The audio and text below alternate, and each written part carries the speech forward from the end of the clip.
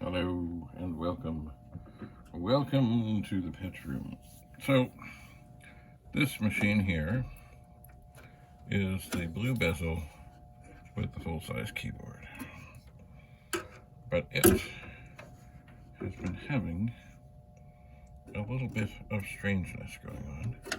Now, it could be a squirrely socket or a cold solder joint or something of that nature. I don't know. But, and these are the very unforgiving sockets. And what I'm going to do is a first step, because of micro corrosion, maybe I can get that better. I'm going to take my can of DEOXIT that has a tube on it, and the machine is off, by the way. I'm going to spray delicately, come on baby, into the holes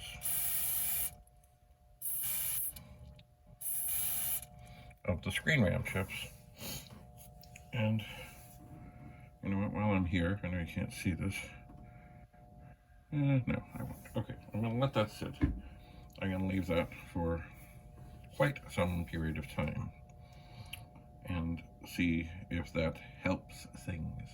Later on, I will come and I will turn this on and I will let it run and see what's happening. Because, of course, the other day, here I was, happy to proclaim that everything was just dandy, and in the background this pet was sort of dying.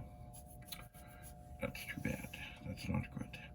Anyway, so I've set the RAM chips in the machine so I know which was which and what was what, and we'll let the DEOXIT do its thing, and then we'll see if that makes a difference. But these very unforgiving sockets, like they're tiny little holes, and you got to be just absolutely perfectly so. But also, I mean, there could be RAM things, there could be socket things, there could be, as they say, cold solder joint things. I don't know, but it's weird. I want these machines, before any of them might even consider to be heading out the door, to be as rock solid perfect as they possibly can be. And micro corrosion is a terrible thing. I'm sure you've heard the story. Maybe you've heard the story. I had the iPhone 6 that I still use, and it really didn't want to charge. I'd have to basically waggle it and get it just so, and sometimes bend the cord and all kinds of stuff. And I thought, oh, there's a break inside, the little connector's loose, something's wrong. And then I let it run dead, off, sure, which probably I didn't need to be bothered with. And I hit it with some DEOXIT and let it dry and turn it back on. Oh, I think I worked the charging cable in and out a little bit, as they suggest might be helpful. And it's amazing how wonderful it is at the moment. And it's unlike, I have these other little cables I use when I'm recording, when I play Call of Duty, and some of them go a little bit wonky, and I don't think it's micro corrosion. I think they're just cheaply made. They've got skinny little wires and they break.